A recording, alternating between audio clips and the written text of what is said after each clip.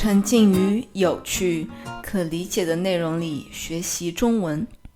欢迎来到沉浸中文 Real Chinese Talk 沉浸式中文学习播客。这个播客适合于中等水平及以上的中文学习者。在你可以理解的水平上，我用中文讨论有趣、日常的话题，创造中文沉浸式学习环境。我是你们的主播秋月。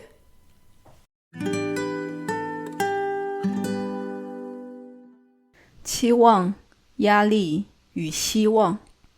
对于中国的17、18岁的青少年们来说，这一周可以说是他们人生当中最关键的时刻之一，因为这一周，或者准确来说，6月7日、6月8日是中国高考的日子，而高考是绝大部分中国人为之奋斗了一生的事情。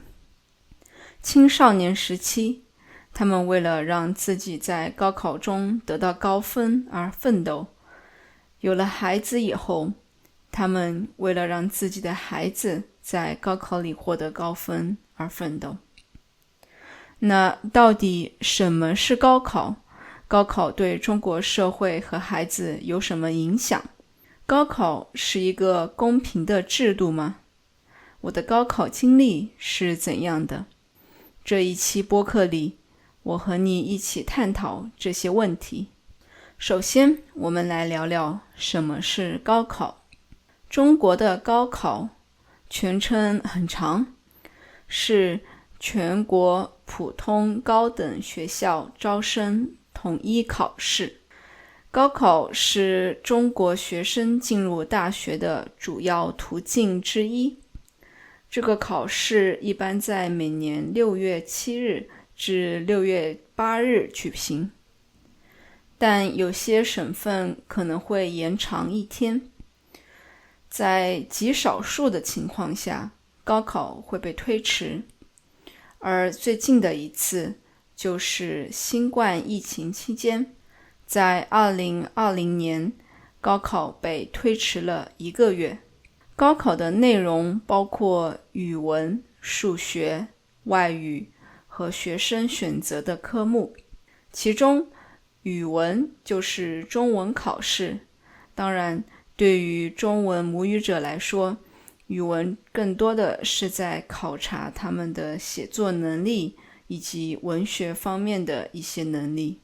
而外语通常呢是英语，但有些地方你也可以选择其他的语言，比如说日语、俄罗斯语等等。而学生自己可以选择的科目呢，通常是理科或者文科组合。理科组合的考试呢，包括物理、化学和生物。而文科组合的考试包括历史、地理和政治。学生获得的总分是每一科成绩的总和。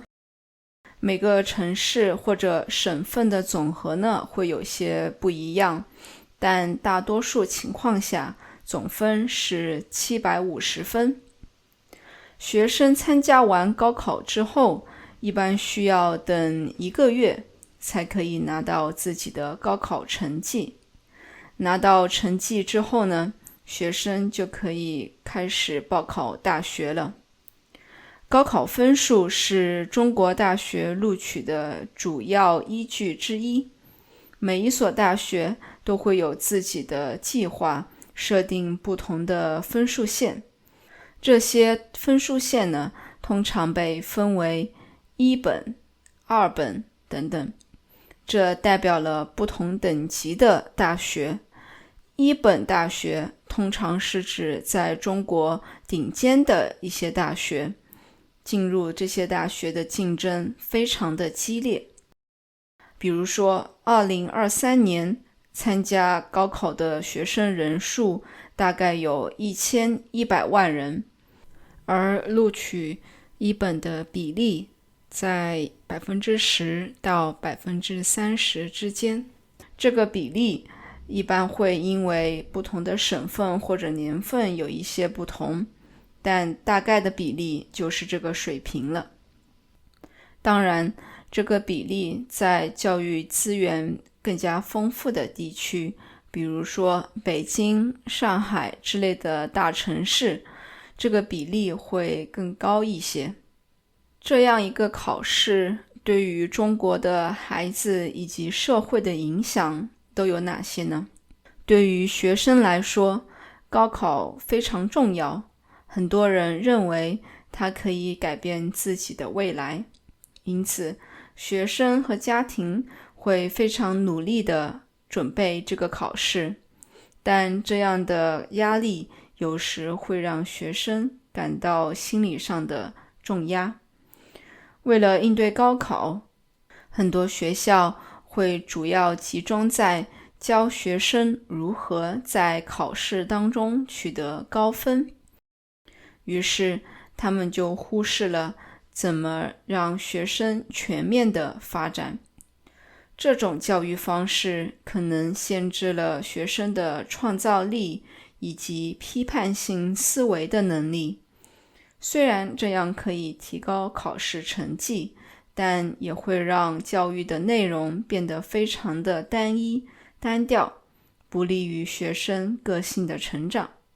同时，因为高考的压力很大，学生会有很大的心理压力，而这样长时间的努力学习以及来自于家庭、社会的高期望，这对学生的心理健康常常会有不好的影响。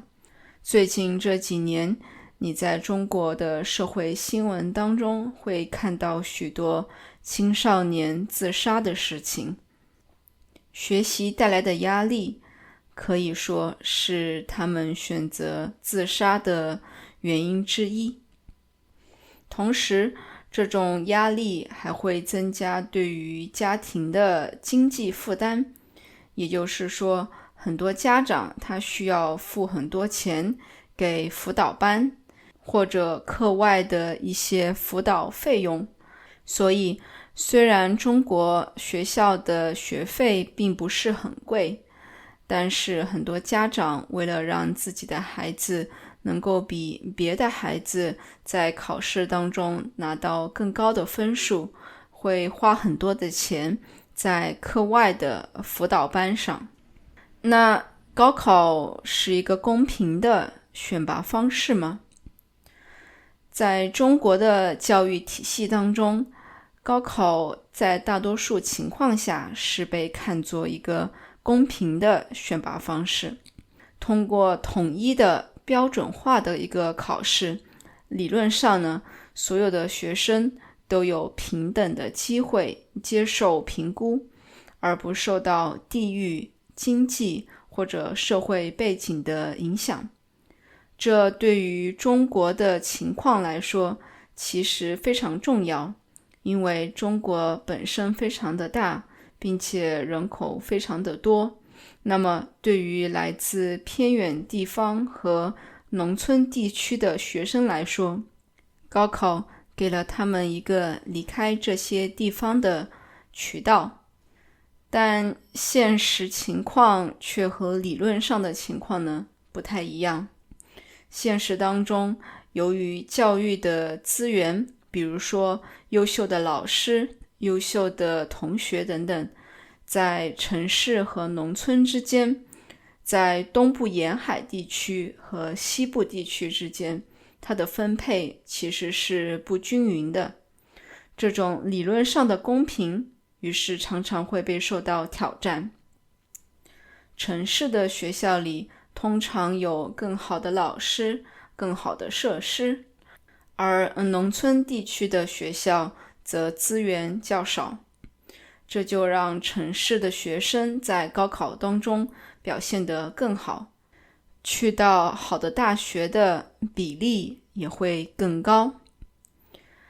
当然，人们其实是知道高考的系统不是完美的，而且这个考试给了孩子很大的压力，因此受到了很多的批评。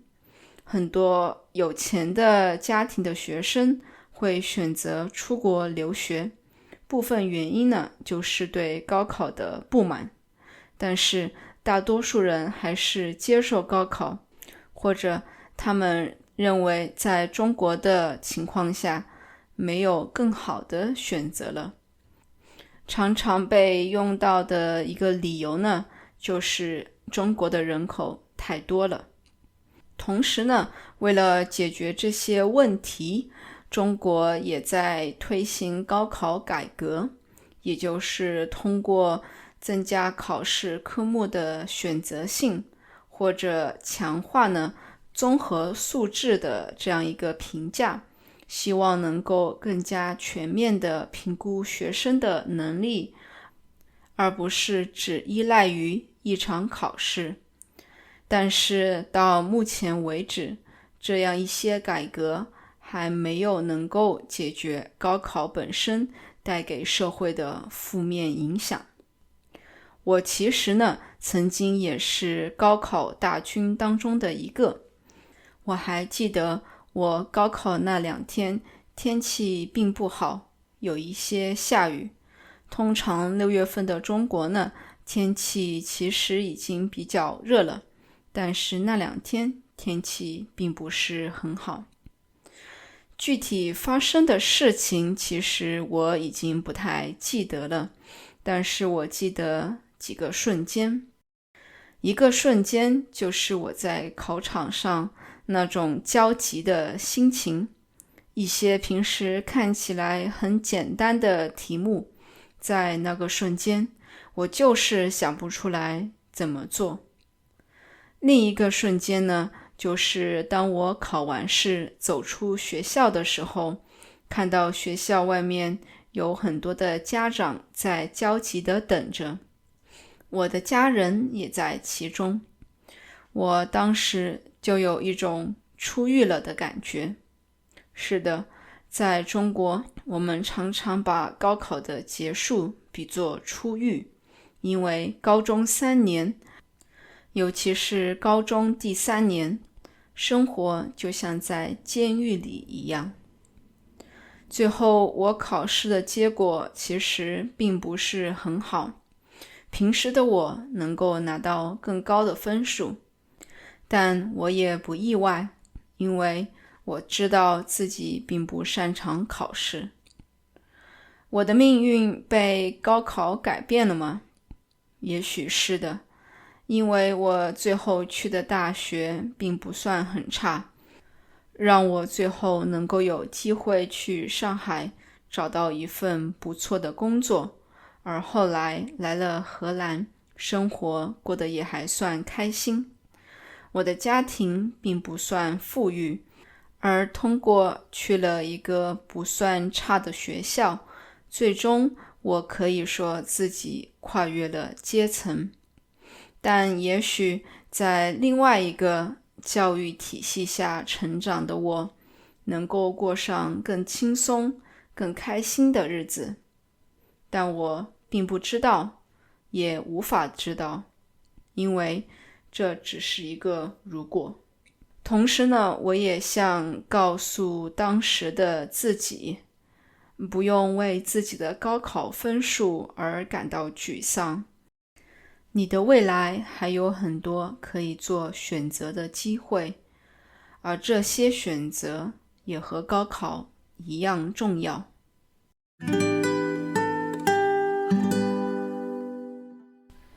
感谢大家的收听。如果你对我们的内容感兴趣的话，欢迎访问我们的网站 realchinesetalk.nl。 你可以在主要播客平台 YouTube 同名频道上找到我们。为了帮助你更好地理解播客内容，学习中文，我们还提供精心修订的文本、相关的词汇和例句，以及和播客相关的问题，帮助你学习。订阅我们的 newsletter，你可以免费得到一期上面提到的内容。我们下期再见，拜拜。